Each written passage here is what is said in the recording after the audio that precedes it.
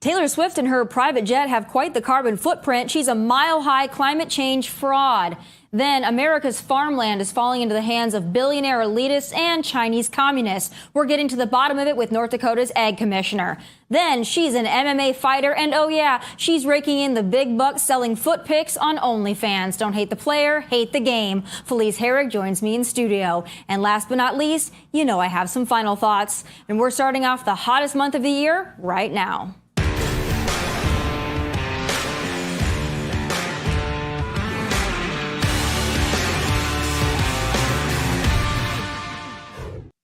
Taylor Swift is known for a lot of things, including her bad taste in men, as evidenced by her 2020 vote for Joe Brandon. But besides that, lefty Swiftie is also a climate change hypocrite. According to new research gathered by Yard, Taylor Swift is quite the carbon footprint offender. Her private jet was flown 170 times between January and July, which amounts to 22,000 minutes or 16 days in the air. The carbon footprint on that is, drumroll please, 8,240 metric tons. That means Miss Swift's emissions amount to 1,185 times more than the average person's total annual emissions. You know, us little people. But Taylor's team was swift with the damage control cleanup on her mile-high hypocrisy, noting that carbon footprint isn't all Taylor's doing because she loans her plane out to others. Okay? And what the hell difference does that make? It's her plane. And what are the odds she's loaning out that plane to other rich liberals who also claim to be climate crusaders? I'd say the chances are a mile high. Look, I'm not going to shame Taylor for flying private. That's one of the luxuries of being rich and famous. You don't have to fly commercial and deal with delayed flights, long layovers, lost luggage, and legroom so non-existent you feel like an airline pretzel. So good for Taylor. She earned that plane. What burns my behind about this whole thing is the hypocrisy. Taylor and the rest of the celebrities on this long list of pollution pimps are all full of it. This just goes to show how little these activist celebrities really care about the causes they grandstand and shame the rest of us for. They have to fly private because they are too important, just like Representative Cori Bush has to have private security because her safety is paramount. These celebrities are only horrified by climate change when it comes from blue-collar workers busting their butts to make a living in the fossil fuel industry. Their jobs are expendable, but Swift's private jet isn't. Up next, Bill Gates and the Chinese communists are both buying up land in North Dakota. And as a South Dakotan, I find this a little more than problematic. But North Dakota's Ag Commissioner is sounding the alarm, and he joins me next. Back in November, Red River Trust, a.k.a. Bill Gates, quietly purchased a whopping 2,100 acres of farmland in North Dakota. This purchase spans 2 counties and costs about $13.5 million. If you're wondering how many native North Dakotans could afford that, the answer is 0. But this isn't the first land purchase Gates has in his portfolio. In fact, he is the largest private owner of farmland in the country with roughly 269,000 acres across dozens of states. And if that wasn't unsettling enough, Gates isn't the only one buying up land. A Chinese company and food manufacturer purchased 300 acres near Grand Forks and 20 minutes from the Grand Forks Air Force Base.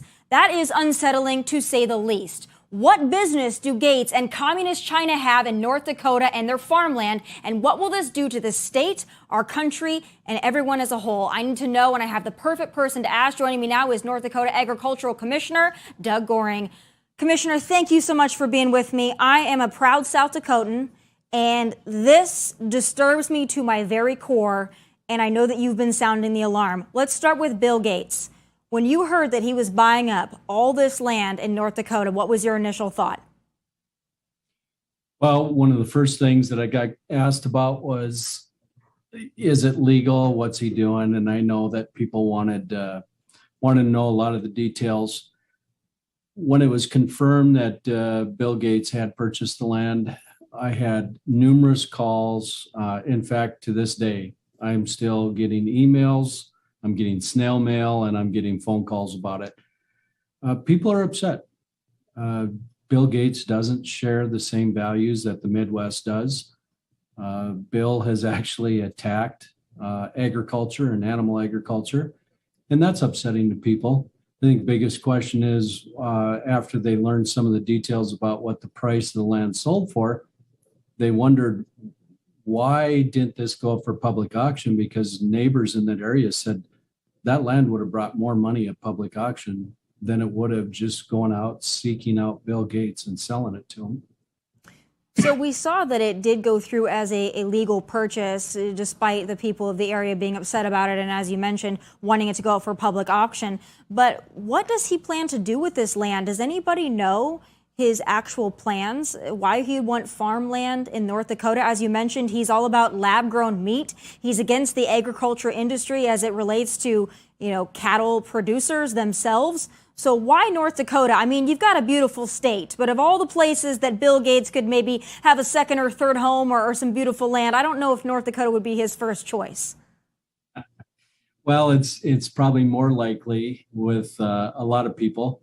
They start to look at land as an investment because over time it appreciates. And he immediately has a lot of equity in this and appreciated equity because, as I stated before, people in that surrounding county in that area have said that land would sell for more at public auction. Land it's more than what he paid for it. So he already had an appreciable asset in his portfolio. Well, it is, and it might seem like small potatoes, but when you look at a state the size of North Dakota, which is an agricultural state similar to my home state of South Dakota, and you look at the locals, the family ranches and the family farms that could use that land to cultivate something, to cultivate a product, now that that's not for the taking for them anymore, we're already losing our cattle producers slowly but surely. It's a dying breed of Americans, the American cattlemen. And then you've got a billionaire elitist who believes in Impossible Burgers and lab-grown meat coming into North Dakota and buying up land that your average family rancher or farmer could not afford. I see the anger about Bill Gates coming in, but this is bigger than just Bill Gates the person. This goes down to the very core of being a Dakotan and having somebody come in and fundamentally change your way of life little by little, and not just North Dakota, but in a dozen states that he owns this land. And I can see, rightfully so, why people are so fired up. Well, and they are. And I think to the other degree, it's been asked, what's he going to do with the land? So a deal was made, as I understand, where he actually leased that back to the family he purchased it from. So it sounds as though it may stay in production agriculture, but it's created a lot of confusion.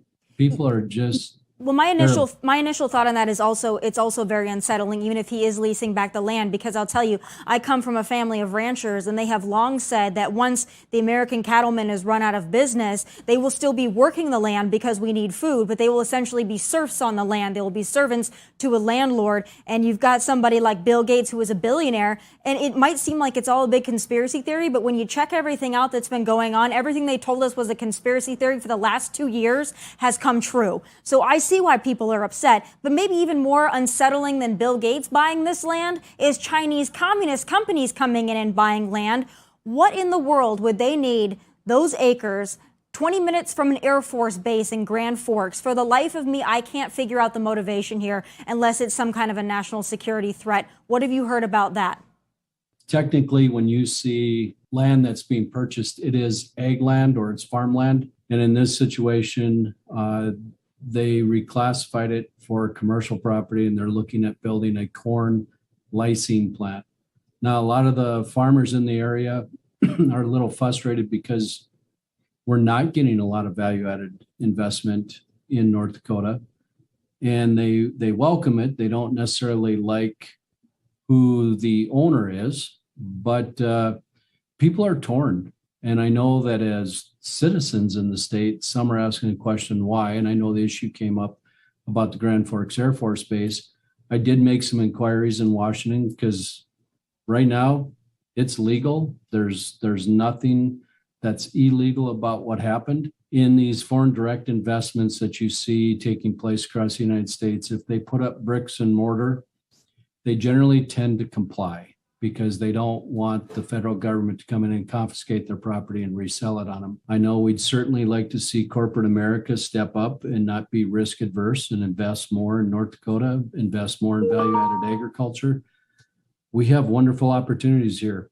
We're the furthest north and the furthest west on the corn belt and soybean producing states, and have the quickest route into the ports on the upper Midwest or the upper Northwest. So we'd like to see some more taking place. I know that it's unfortunate that this has come up, but I know that they're not going to be able to farm the land. They're going to have to be good corporate partners if they're really going to come to Grand Forks. And I know that every eye is on them. So there's a lot to sort out here, and the federal government still has to look at this situation, determine is it legit, or do they have some concerns about it? Well, I find it very concerning. I understand that everybody in a small state loves investment. They love people to come in because it raises the value of everything when you have investment. But when you have Chinese communist investment in a place like North Dakota, I find that incredibly unsettling. Between Bill Gates and China coming in, and between all the blue state liberals coming in, I mean, to me, it feels like a fundamental threat to the way of life that us Midwesterners have enjoyed for so long. And it's really bothersome. But thank you for keeping an eye on it. And we're just going to have to all stay vigilant because it's definitely coming and our states are changing. And we just got to see what's true progress and what's going to be a threat. But thank you, Commissioner, for keeping us abreast of the situation. Thank you. Take care. All right, still ahead, she's an MMA fighter and current OnlyFans hustler. Felice Herrig joins me next.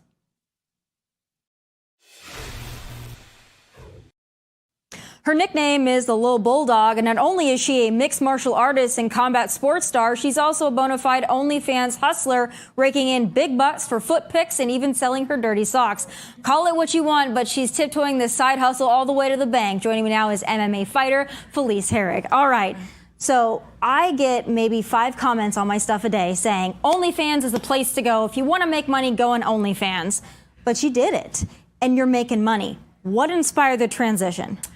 OnlyFans has this like weird stigma. Like you think like, oh, sex workers, you think, oh, pornography. And it's like, it's not just that. Like it's it's more like a freedom of speech platform. Like you don't have to worry about getting censored or your stuff getting taken down. Like I was dealing with 2 ACL surgeries.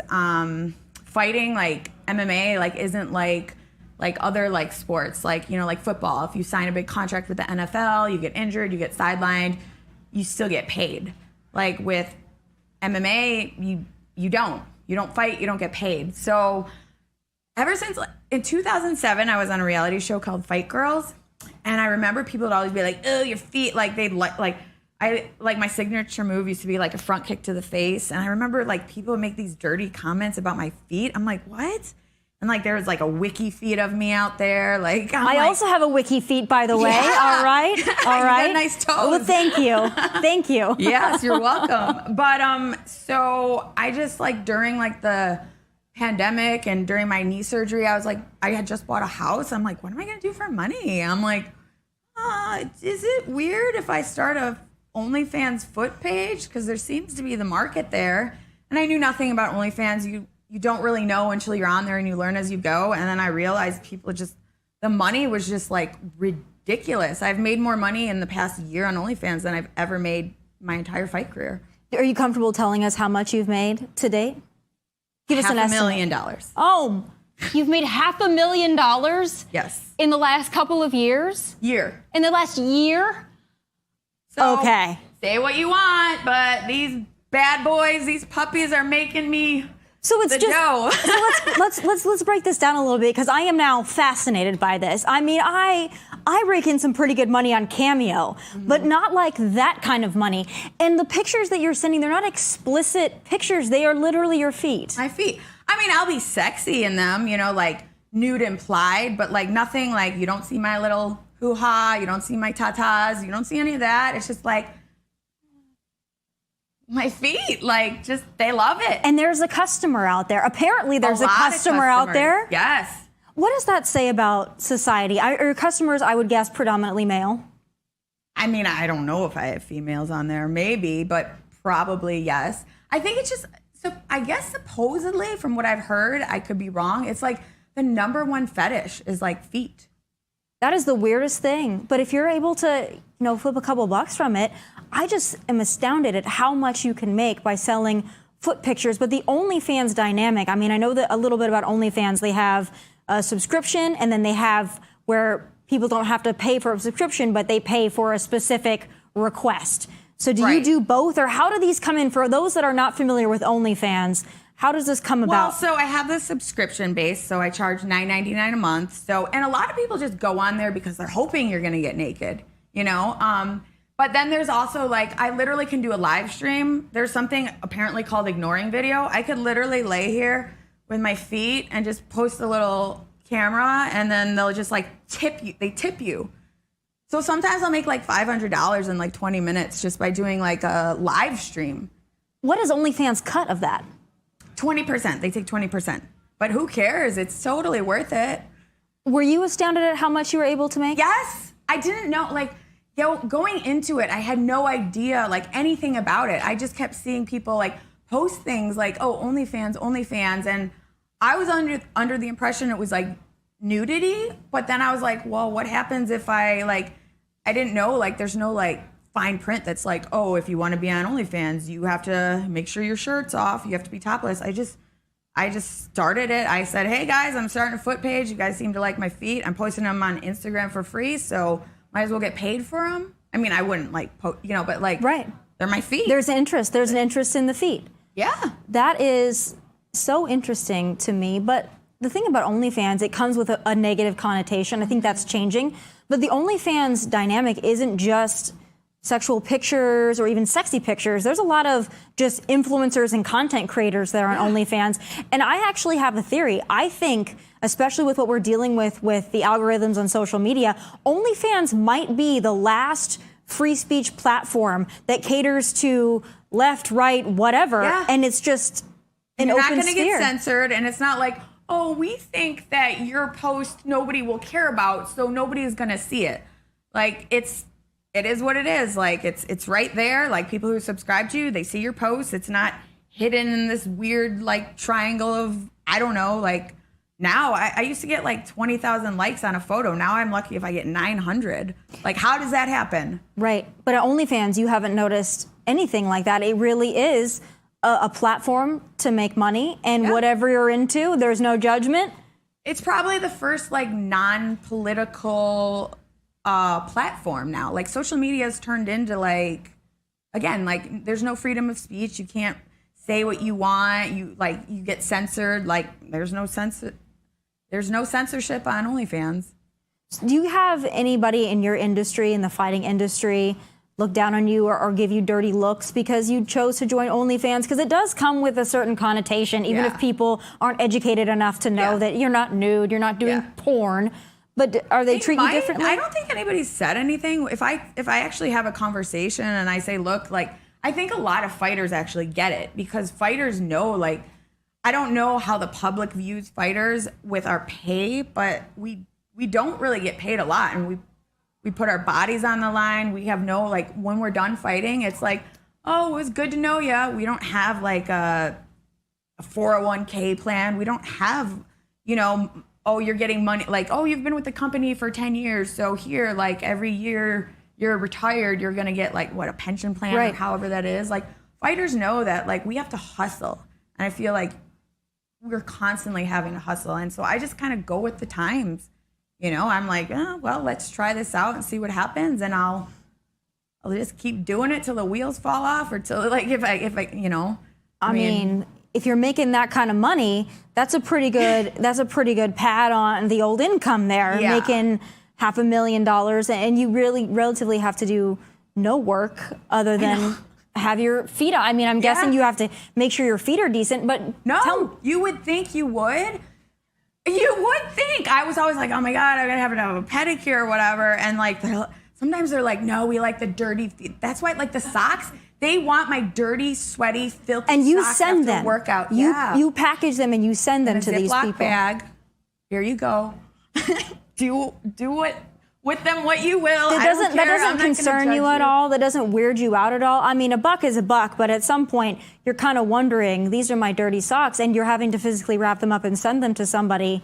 Are you ever worried these people are going to show up on your doorstep or weird stalker type thing? Because if someone's willing to buy a dirty sock, you just never know where their mindset is. I've already had weird stalker stuff just from fighting. I feel like it comes with, like, I don't think that the foot fetish people are going to be the ones that decide to stalk me. I feel like it's somebody in their mind who's demented, who's just got that stalkerish mentality. Because like I said, I like dealt with that a lot with fighting. Like I had to deal with like a lot of like stalkers, but I don't think about it that way. I don't like, I think it's not personal, because it's not like if you're here and on a strip pole, like woo woo, you see the man gawking at you like your feet. It's just it's very disconnected, because you're not like, I'm not face to face with these people. But they feel like they have a connection to you. But that's where the money comes in too. Right. I feel like that's with, you know, even like if you send a tweet out and like somebody like let's say you tweeted me, or I'd be like, oh my gosh, Tomi tweeted me. Like they feel that connection. It's an interaction, yeah. And this is just a different level of interaction than an Instagram or a Twitter. Yeah. People are subscribing. People have a vested interest in you and in your feet. Do you have repeat customers? Do you have people that come back for more, or is these all new customers that are making up your bankroll here? It's kind of a combination of like both. Like I've had like a lot of like the same people that have been there like since I started it. And then like it trickles. Like for instance, I'm doing this interview and I'll probably get like a bunch of new customers, you know, and some stay, some leave and come back. Like it's very hard to like keep track of it all because there are so many of them, you know, but I don't know. What would you say to somebody who is in your position and is like, listen, I need a little extra money, or I think I could make a side hustle out of this? What would you tell them about the experience you've had with OnlyFans? I mean, it's probably a much better experience because, like, you think about it, like, when I go on, like, social, like, the people are there because they're paying to be there and they want to be there. So you don't get the trolls. Like, you know how many trolls I get on Instagram or on Facebook, or people telling me how ugly I am all the time, or it makes it easier to even just interact with fans or like, it's not like, I don't just do that. Like I sell like fight memorabilia too. Like I interact with fans, like I interact with people, and I feel like it's a much better environment than like being on a social media platform where people can just hate on you all the time. It's a lot more positive, I feel. Well, it sounds like it. And you know what? From the stuff I see on Instagram, there's people posting stuff on Instagram that should be explicit content anyway. Yeah. But they're the ones that are getting the trolls, but they're also the ones that maybe are or are not being censored. At least on OnlyFans, you're making money with it. You get to post what you want, and you don't have to deal with the algorithms and the censorship, and you don't have to deal with the shadow bans. It's just what it says. It is OnlyFans. Yeah. But hey, listen, I don't hate it. I don't hate the game, and I think that it's amazing what you've been able to do. And long live OnlyFans. It could be, you know, maybe, I just got a thought. Donald Trump banned from all these platforms. Of course, he's got Truth Social now, but shoot, he should have just jumped on that OnlyFans bandwagon when they kicked him off Twitter. Donald Trump should have been the first political figure just on OnlyFans. Like, listen, guys, this is the only place where I can be me. Yeah. You know, OnlyFans. Okay, well, you know, maybe that'll be in the works someday. Maybe he's listening to you right now. Well, good for you, though, and I hope you get a lot of requests from this interview, and that's an impressive hustle. So thanks for being here as well. I'm going to keep up with you on this because I want to know what your year-end total is, because I find this fascinating. It's my retirement plan. And you know what? Retirement plan. You are not stupid for doing it. You are incredibly smart and resourceful, so I give you a lot of credit. All right, switching gears majorly, still ahead. I'm a proud product of the so-called flyover states, and I have a message for Bill Gates, China, and the coastal elite communist wannabes moving into the heartland and mucking it up. My final thoughts are next.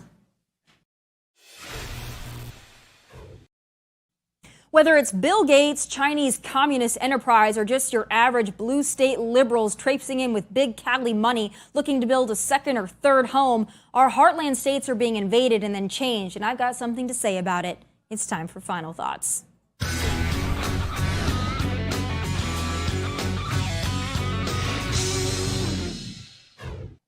Big city liberals, billionaires, and even Chinese communists are staking their claim to God's country, and I can't blame them. But as geographically beautiful as our red states are, that's not why they're coming. If it was about the weather, the terrain, or the landscape, you'd see every Tom, Dick, and Harry fleeing to California. But as we know, that's the opposite of the case. Now, y'all are coming because as much as your tweets and social media activism say otherwise, you appreciate freedom. It's in your blood, and it ought to be. That's not the problem. The problem is, half of you are fleeing to our free states and bringing your semi-commie voting patterns right along with you. And you also have the audacity to look at the locals as if we are backwards and need to change. It's a free country. Americans are allowed to move and build in whatever state we choose. But for the love of God, can you wake up and realize that turning our red states purple or blue will put you right back in the same situation you fled from? You ruin these states and there's nowhere to flee to. You come strolling into our states with all that Cali or New York money in your pockets, buy up land and property, price out the locals, and then you plant a big BLM or Biden sign into the very dirt cultivated by us hardworking folks you turn your nose up at. Newsflash, you're not better than us. And how pompous you are that you infiltrate our states only to change them to suit you. You plant backyard hobby gardens and buy a couple horses, and all of a sudden you think you're farmers and ranchers. You're not. Or even worse, take Bill Gates, for example. How many family farms and ranches are you going to run out of business in North Dakota and elsewhere? You bought up 270,000 acres across dozens of states, and what family operation can compete with that? And meanwhile, Gates is investing millions of dollars in lab-grown meat just to pour a little more salt in the wound. I've had it. Our states are not merely here for your experiments or your vacation homes or your liberal nonsense. And to quote Yellowstone's John Dutton, if what Gates and the rest of them are bringing into our backyards is their version of progress, well, let every South Dakotan, North Dakotan, Montanan, Texan, and Tennessean be the wall their progress bashes against, and we will not be the ones who break. You want to be in a red state and God's country? Fine. But if you want to bring your demons dressed as liberal policies into our mountains, fields, streams, farmland, and backyards, well, you're in for a rude awakening. And those are my final thoughts from Nashville. God bless and take care.